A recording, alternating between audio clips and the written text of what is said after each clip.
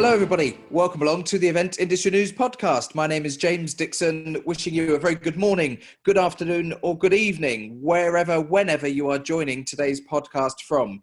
We know that we've got visitors and visitors to the podcast and listeners to the podcast from all across the world. So it's great to know that there are people tuning in from all four corners to today's podcast.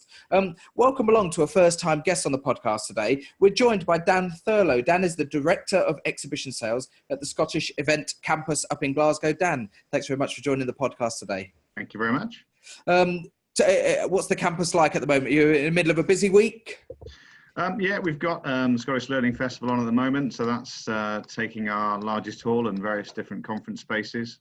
It's a great event. It runs annually with us, organised by one of our local organisers, working with the Scottish Government. Yeah, so great to see. And then I think we've just come off the back of the same organiser running an autumn trade fair, and then this weekend we go into Comic-Con. So, you know, one of the great things about working in a venue is you go from, you know, retailers to teachers to people dressed up as Spider-Man, all in a week. Literally every day is a different day. Absolutely. Absolutely. Now, for those people tuning into today's podcast who may not be familiar with the Scottish Event Campus, or the SEC, as people will refer to it, it did undergo a rebrand in the last few years. But tell us a little bit about the campus and what actually it's made up of in terms of venues and spaces. Sure. Yeah, you're right. I mean, we rebranded recently, and it was essentially to try and bring a bit more clarity to what essentially we are three buildings, and the Hydro, which is 7 years old now, I think. Yeah, that was the most recent one. The Armadillo, which is the 3,000 seater conference venue, but sort of live entertainment venue. And then we have the main building, sort of pyramid shaped entrance to the main building. And there was a bit of confusion because we were previously called the SECC, which stood for the Scottish Exhibition and Conference Centre. And then we had the Hydro, which had been sponsored by SSE. So we suddenly had SSE Hydro, SECC. And some people thought the Hydro competed with us. What they didn't realise was that actually all three of those buildings were the same organisation. And so we rebranded as the Scottish Event Campus because that's essentially how we see ourselves, where we have three buildings, if you like, and we have all the outdoor space around us. And if you like, it kind of reflects the approach that we take to incoming events. So predominantly, you know, live music, sport, comedy will probably go into the Hydro.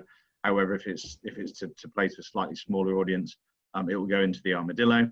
The majority of the exhibition business that comes in will take place in SEC Centre, which is the main building where all the exhibition halls are. But we do have examples where we have conferences that come in that will take the Hydro if they're that big. We've had exhibitions that have taken over the entire campus and used the outdoor space. So the rebrand is really just to explain everything that we have on offer here, and then we take a slightly more tailored approach then to which events use which parts of our campus. Yeah, and just to tip the hat a little bit from our end of things, it's a good and sensible rebrand, and calling it the Scottish Event Campus, I think is a definite run seal. You know, straight away, people can access that and fundamentally understand what it is that may be on offer there. You know, whilst the words exhibition or conference are used in a venue's title, that can throw an element of ambiguity or misdirection to people who might not organise specifically those type of events, who could perhaps write off a venue and say, well, it's not for me, it's exhibition and conferences, I'm doing this. Calling it an event campus does allow you perhaps more scope to engage with clients who maybe in the past have said, oh, maybe that's not for me. Yeah, and I think, as we'll probably get onto it, that there's obviously massive benefit to what we have. So as I said, there was some confusion. People thought that somebody had come along and built the Hydro right next to the SECC, and was that going to provide competition? So the fact that it's not competitive, it's part of our one of the spaces that we offer, but equally having a great live entertainment venue constantly polling in the top 3 or 4 in the world, which means that we get great acts. which means then that, when you've got people coming up for site visits, or you've got shows happening, that we have a hospitality offering sometimes, that we can make for those teams. We've had great examples in the past where we've managed to make suites available for the organising teams to host their clients or their prospects or their publishing partners and what have you. So it's great to be able to have that as part of the the spaces that we offer. Absolutely. And I think it is a little clearer. You still sometimes jump in a taxi and you say, take me to the SEC, and they say, do you mean the exhibition centre? Yeah, that's fine. We know where we're going. Nobody's going to get lost. And geographically, people say the world is becoming a smaller place. Geographically, for those who perhaps don't know Glasgow and perhaps know exactly where the campus is located, from an accessibility point of view, it's in a prime location, really, isn't it, in terms of the access and the geography of it? Yeah, it is. And I mean, it's 5 minutes, 10 minutes in a taxi into the middle of town. There are 2 stops on the on the metro, which we have a dedicated station at Exhibition Centre. Mm-hmm. You can walk into town on a nice day. I've done it myself, and you can walk down by the river, which is a particularly nice way of doing it. Mm-hmm. You're £20 in a taxi from the airport. And we're well serviced, obviously, by British Airways, EasyJet up and down from London, Flybe equally. Mm-hmm. Trains into Glasgow Central, and so it's very easy to get here. And I mean, I can vouch for that. I still split my time between London and Glasgow. I commute up every week. I've done it from door to door in 3 hours. So I think people getting up here that put shows on, come and visit the venue and what have you. It's really simple to do. But also, from an accessibility point of view, from international visitors as well. It's not just sort of domestic commute, is it? Because Glasgow is an international airport. Yeah, absolutely. And obviously they'll work hard to add more routes in. But equally, when you get the big international association conferences, you've got people coming into Glasgow, equally into Edinburgh, or if people are flying into London, as I said, whether they then hop back up on another flight up to Glasgow, or jump on the train, which can be as quick as 4 hours. So accessibility into the city from outside of Glasgow and outside of Scotland is really easy. And then for those the important visitors that are coming to the shows that we host, or to the gigs that we host, I think the 67% of the population of Scotland can get here in under an hour. So it's very accessible.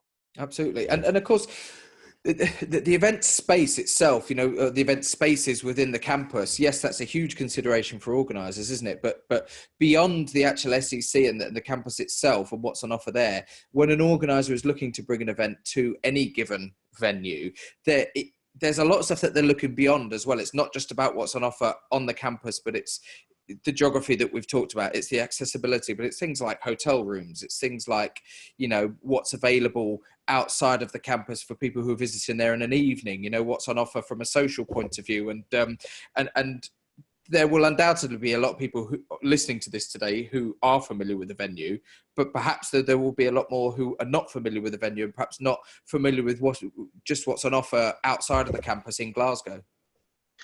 Yeah, it's I mean, there's lots of levels to that, and I think fundamentally we want everybody who comes and either organises shows, exhibits at shows, visits shows, to enjoy their experience. Now, a visitor may be in and out in one day. They may be stopping overnight, but then you've got the organisers, you've got the exhibitors. So we do want everybody to enjoy the city, especially those that are visiting it, that are not local to it. So in terms of staying on site, we've, even in my time here, we've seen the hotel stock increase and improve, and that's still continuing. We've got a village hotel, a Premier Inn, a Hilton, a Crown Plaza, a Radisson Red, a Campanile already on site, and there's 2 more hotels being built as we speak. We have a Moxie and a Courtyard by Marriott that will be coming early part of next year. So that combined is about 1,500 rooms on site. So different brands, different proposition. There's some great hotels. They're very easy for people that are going to stay. You can stay locally. So hotels very well served. And is that driven? Is that growth and that development of the actual hotel offering very much a response to your own efforts to drive the venue, to rebrand the venue, to improve the services on offer there. And as you promoted more business and more events within your own campus, they've naturally responded to that. Yeah, absolutely. I mean, obviously, we have a good working relationship with all of those hotels, which again we can kind of come back to. But equally, the hotels are busy, and you wouldn't be spending whatever Marriott and what have you are going to be spending on a hotel if they didn't think it was going to be successful. Sure. Yeah. So there is obviously plenty of demand, and there's now plenty of choice, which is great from 3 and 4 star. And so that's been obviously welcomed by us, but they do need to stand on their own 2 feet as commercial enterprises. Yeah. But coming back to your question about the campus, we're by the river, which is great. I mean, it's lovely to be riverside, next to the River Clyde. But if you look out from our campus over the river, you've got STV and BBC. So we're right by the 2 largest television and media outlets. You've got the Science Centre. The Science Centre, a great building, and again, organisers have used it. Reed Exhibitions that organise All Energy here, for the last couple of years, have had their exhibitor drinks over at the Science Centre. So they'll pipe people over at the end of the first day, and they'll go and have a really nice informal drinks reception over at the Science Centre. You've got to the west of us, you've the Clyde Distillery that's opened recently, which again, quite a lot of the conference clients will use it for it's another great opportunity for an informal sort of drinks reception with obviously a local and Scottish twist to it. So there's a few things already on site and a short walk away. And then of course, we are a 5-minute walk from Finnieston, which was voted as the hippiest place to live in the UK not too long ago. And it's a fantastic part of town. There's over 40 bars and restaurants have opened since the Hydro opened its doors, and I've seen that again change in the 5 years that I've been here. There are some fantastic restaurants. I'm lucky enough to have tried several of them, and we obviously use them to host people. And again, you've got a great range, whether it's seafood, whether it's steak, whether it's Indian, whether it's tapas. It's a really nice part of town, very accessible, very friendly. So coming back to that point of we want people who come and run shows and take part in shows here to enjoy the city. Now they can do that without having to go too far. Yeah, they can wander 5 minutes up to Finnieston and find some great restaurants and bars. But equally, we want them to travel into the city and see the best of what Glasgow has to offer. If you're an exhibitor, you can be here for 2, 3, 4 nights, and so we know it's hard work. We know sometimes you just want to get back to the hotel and have a good night's sleep, but we'd also encourage people to get into the city and get a look around. So lots to do in the immediate vicinity, but it's 2 stops on the train into the city of Glasgow, and then you've got lots of stuff at your disposal. Just something that sparked my curiosity. You mentioned about having the media bases for the BBC and STV just over the river from you. Is there much interaction between yourself as a venue and those particular media outlets, or between your own clients and events that use your campus and those media outlets? Do they pay attention to what's happening there because it's on their doorstep? Yeah, they do, and it's part of what we've been focusing on recently as well. We have an ongoing dialogue with STV and BBC. We've spoken to them in the past about ideas, so they can talk to us about the kind of content that they currently create that gets big audience figures. So they've got a handle on what the Scottish population are interested in consuming, and so that in itself potentially creates show opportunities. But equally, then we'll talk to them about the shows that are coming into our campus, which they could be interested in, whether it's coming and broadcasting from the show floor, whether it's a piece of content that they might want to go and share with their audiences. So there's a great open relationship there, and that's between us as a venue and them as a media outlet. But our in-house marketing team are facilitating introductions and putting some of our incoming organisers in touch with. STV and BBC are obvious ones. We have a broader sort of Hydro partner in Capital Radio, and they reach 500,000 listeners every week. So And then you've got Reach PLC. So, they've got multiple channels. They're reaching 2/3 of Scotland every single day. So an awful lot of media that we have great relationships with that we will obviously use because we'll be doing our own promotions, but that we will encourage organisers to talk to. And it doesn't just have to be a commercial relationship. And I think that's what we're so pleased with, is that whether it's radio or TV or press, they are genuinely interested in content. They're genuinely interested in what the opportunities are to work with an organizer, to help raise awareness, help them broadcast their audience to potential visitors. But there's equally interesting content there for the TV companies and radio stations as well. Has the development of those relationships between yourself and these media organisations helped facilitate more interesting discussions when you are talking to new clients of your own, and when you're presenting the campus as a prospect to them for their own events? Have you? I'm not necessarily saying that you can dangle a carrot or promise stuff to people, but have you been able to utilise the development of those relationships with your own clients? Yeah, we have, and I think and always looking to do more. But again, it's a good example, I suppose, is we spoke to STV a while ago and sort of said, look, tell us what are the TV shows that are really attracting the biggest audiences? What is it that the people are interested in?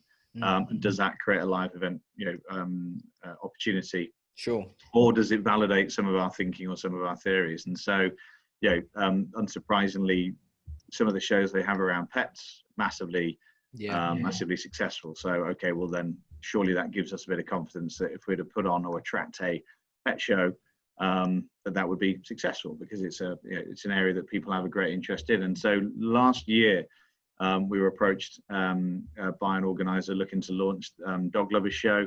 So we could help them confidently sort of talk about where we thought there was genuine interest in that as a subject area, referencing STV rather than our own feelings or theories. And they launched with us, and I think they got over 10,000 visitors in the first year, which for a consumer show, quite a niche consumer show here at SEC, that's a fantastic launch.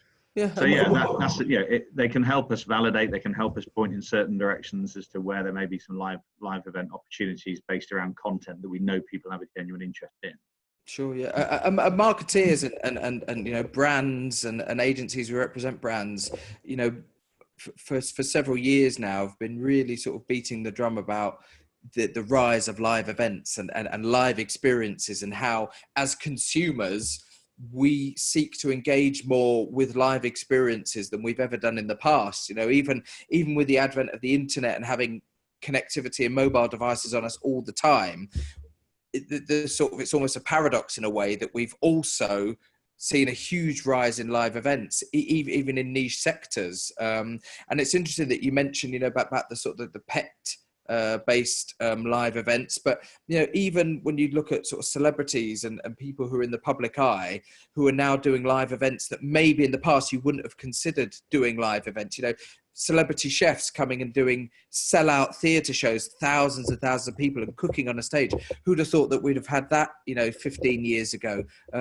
Professor Brian Cox doing physics lectures to thousands of people in theatres. Again, there's this whole new advent of live events that perhaps we wouldn't have seen a decade ago. And I guess that as a campus you've hosted some of those and seen live events that maybe in your own professional experience you thought, wow, I wouldn't have expected that to work. Yeah, and I think I've been old enough to have been in live events for over 20 years. But I started I did a lot of time with EMAP, which again, back in the day, started life as East Midlands Allied Press. Now, I worked on the trade side, I ran trade shows, but certainly when I joined them, there was still a big trade and consumer entity, publishing background, East Midlands Allied Press, that's what they were famous for. And the thing that struck me even back then is there was a magazine for just about anything and everybody. And sometimes you'd laugh. You'd find titles that were so specific in the trade press, that often appear in "Have I Got News for You" at the end. You honestly wouldn't believe that there was a trade magazine or a magazine for just about anything. And it's the same in live events, which I think is great. There are very large consumer shows that cover a wide range of interests or areas, and then you've got really niche ones, which I think is really fascinating. But also, I guess coming back to your point, again, I've been around long enough I remember when the internet was sort of first appeared on the scene, and of course everybody was writing off live events. Digital is going to kind of take it away, and I mean, I never subscribed to that, and that wasn't just a defensive position because of what I did as a day job. I just didn't believe that digital was going to replace that need for physical interaction, and it has massively enhanced live events. I mean, even think about what we're doing now. The technology is enabling us to have a conversation, but it wouldn't replace the need to have meetings. And I think, especially in consumer, but also in trade, you can achieve so much more face to face, shaking a hand, seeing a product, picking it up, understanding how it works. So from a visitor, you can achieve so much more by attending an event. That doesn't mean that digital in advance can't help you prepare for it and get more out of it. Doesn't mean that digital can't help you consume some of the content that you couldn't possibly consume all at the time that you're at the show. So you can follow up with it, and obviously you can connect with people that you've met. So I think the two are brilliantly complementary. But with the exception of 2 years that I spent in publishing, majority of my career has been in live events, and it's for that reason. It's massively enjoyable, and it's very honest, because you'll be standing in front of the people that you do business with. So I think that keeps it innovative, keeps it fresh, keeps it exciting, which is why why I enjoy it, and have been doing it for as long as I have.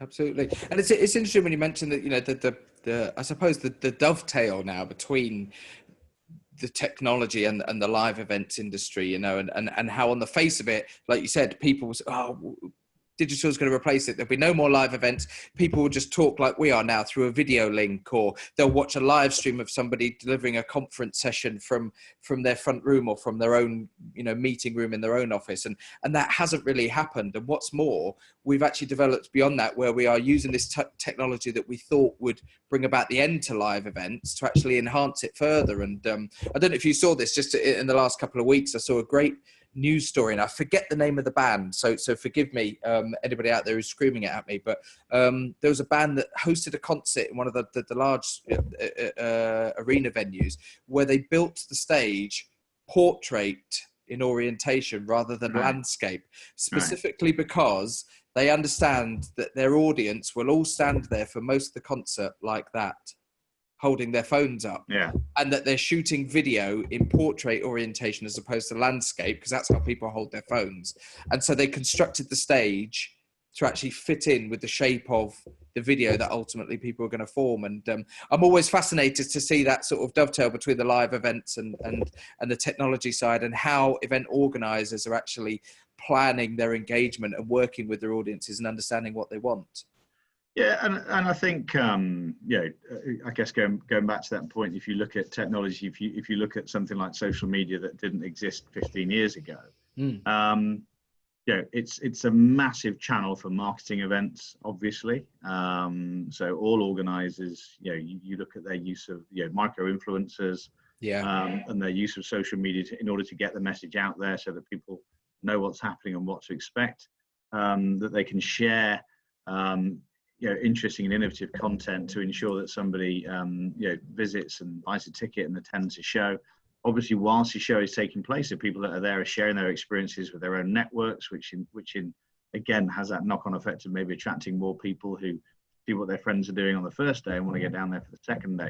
And then ourselves, as a venue, I mean, our social media reach is just shy of 300,000 across various channels. So we use it again as a channel to make people aware of what's going on at our campus. And so that's massively complementary technology. It didn't exist 15 years ago. I'd love to be able to sit here and tell you where it's going to go. If I did, I'd probably be a richer man than I am. But yeah, that to me is it's such a positive.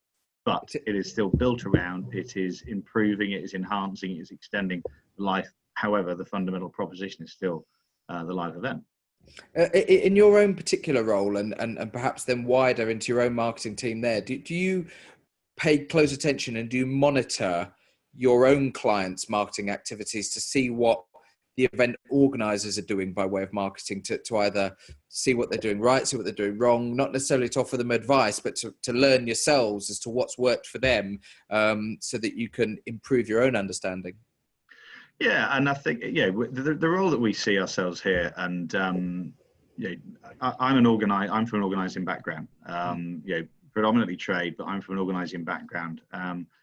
So I can understand the challenges that organisers have. So our attitude here is obviously we want to attract shows here. We want the shows to be successful. We want them to grow so that they'll stay with us for many, many years to come. And we want to help them grow both in terms of their exhibitor and content proposition, but equally their visitors. Yeah. So why wouldn't we look at ways that we can help them do that? They are obviously the subject matter experts. They're the content experts. So, but we do see ourselves as being, more than just, the space that you rent. We have dedicated marketing and PR in-house.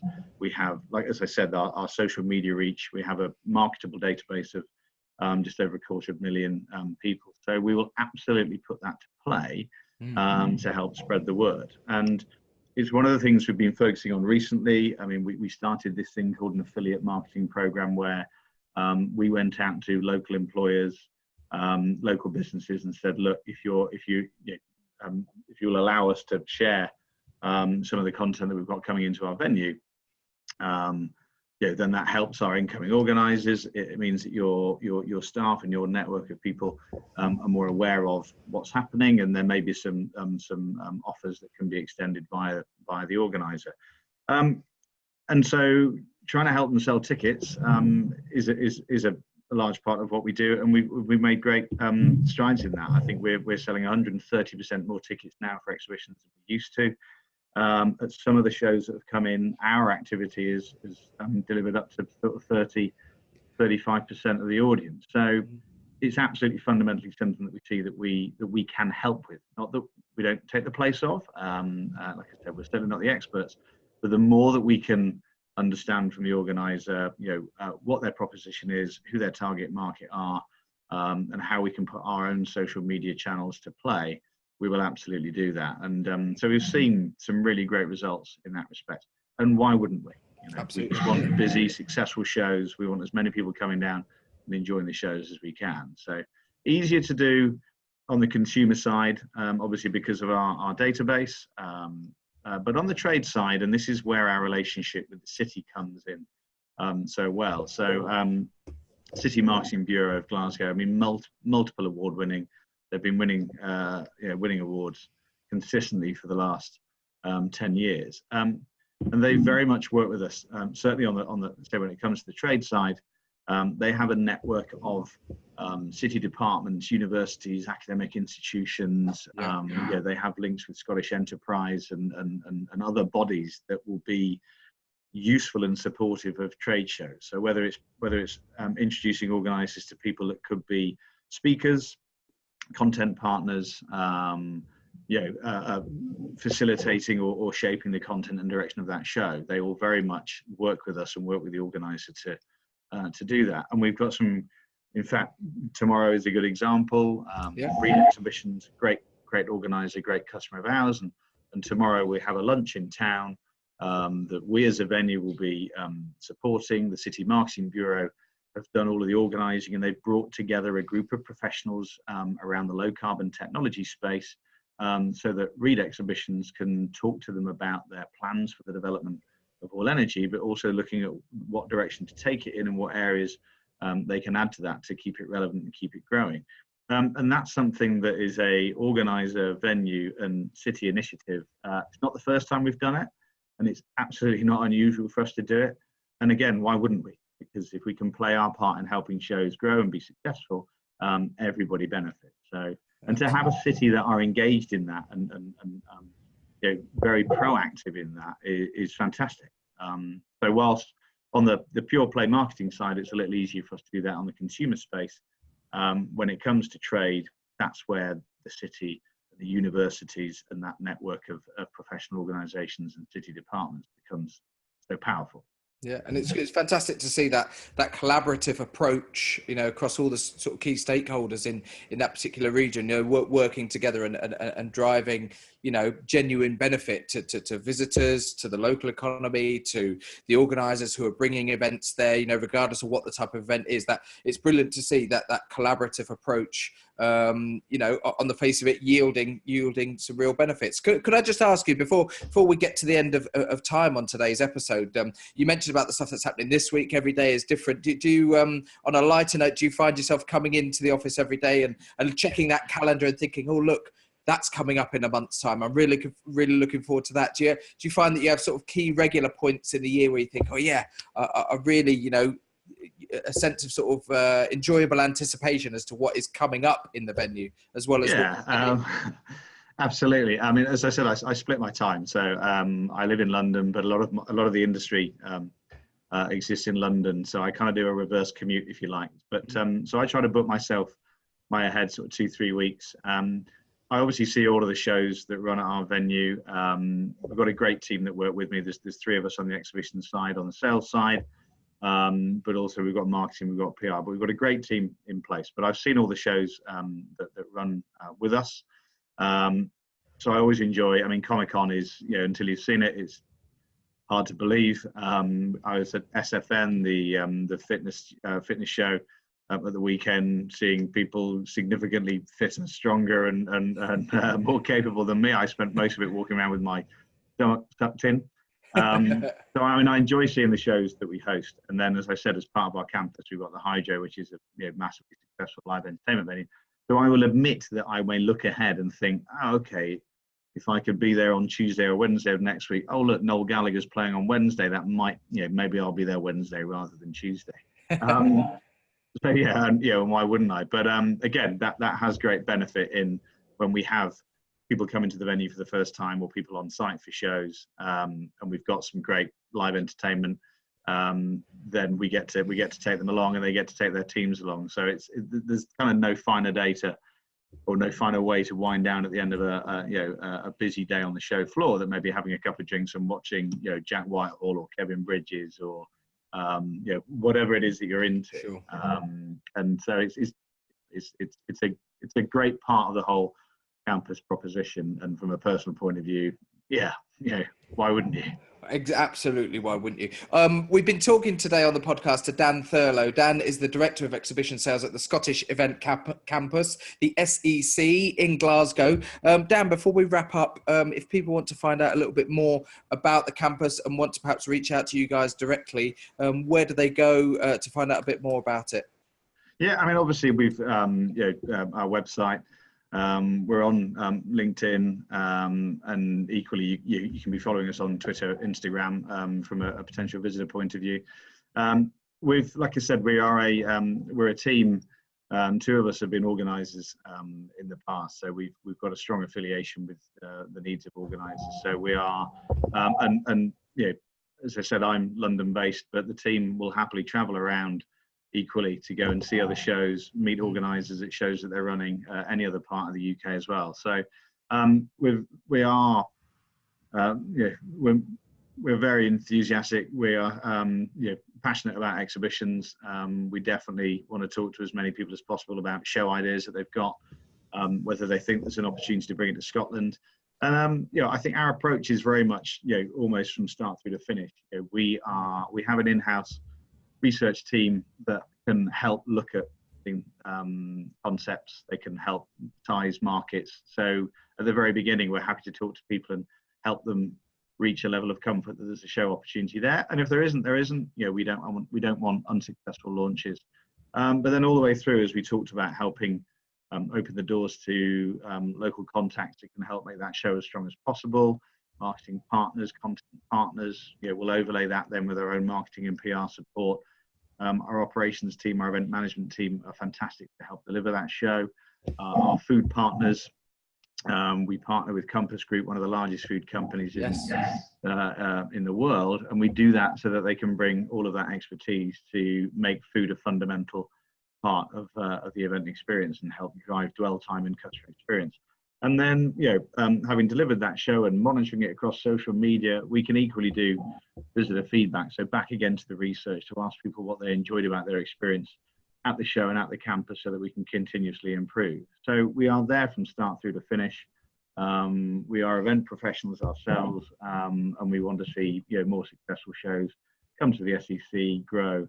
And as we kind of said at the top of the podcast, Glasgow is a great city. I can personally vouch for it, having been working here and commuting up here for the last 5 years. Very friendly, great sense of humour. They're a very proud city. And the city absolutely prides itself. Events are part of their economic strategy. So we are, like I said, enthusiastic about talking to organisers about bringing show opportunities here to the SEC. And when they're here, having a great time, enjoying their show, enjoying the city, and enjoying working with us as much as we enjoy working with them. Excellent. Dan, thank you very much for your time today. We appreciate working in such a busy environment and in a busy job role that time is precious. But thanks very much for taking a little bit of that time out today to talk to the podcast. To all of our podcast followers, if you are listening to today's podcast, head over to eventindustrynews.com.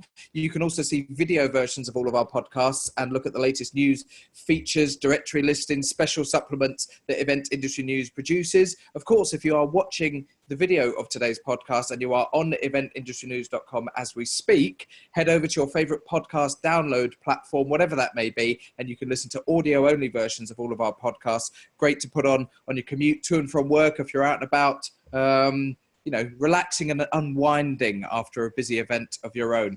Our thanks once again to Dan Thurlow, Director of Exhibition Sales at the Scottish Event Campus. My name's James Dickson, and we'll see you on the next edition of the Event Industry News podcast. Thanks very much and goodbye.